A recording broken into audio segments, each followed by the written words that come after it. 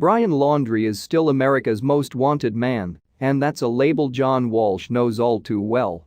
In a new special called Gabby Petito, ID special report airing Wednesday night, the famed America's Most Wanted host weighs in on the case of Petito, 22, who was found dead after traveling across the country with her boyfriend Laundrie, 23.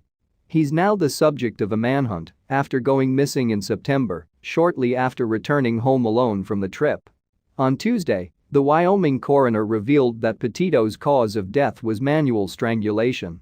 While the ID special emphasizes that the homicide investigation is ongoing and Laundrie is innocent until proven guilty, Walsh talks to Florida medical examiner Patricia Aronica, who reveals in the show that manual strangulation is a very personal way to kill someone.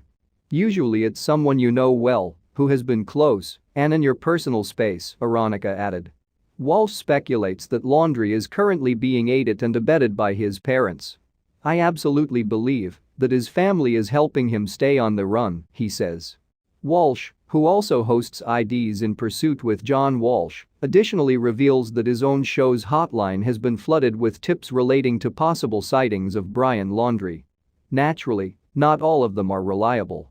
"We've got people from all over the world calling saying that Martians got him and took him to another planet, and he's inside hiding in an alligator in a Louisiana swamp," Walsh says in the special. But he's also gotten solid tips of sightings of in the Bahamas, which Laundrie could have accessed from Florida via ferry, Walsh explains, and in Mexico. "We've had over 1,000 solid tips to the In Pursuit hotline. Most of them are about my theory of his father driving him to the Mexican border and letting him go through Mexico.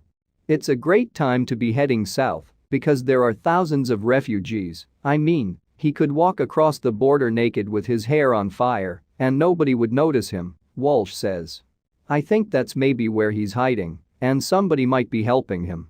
However, Walsh also said he got a tip from an unnamed former friend of Petito and Laundrie's, who said that Laundrie bragged about living on the Appalachian Trail for 3 months out of a backpack.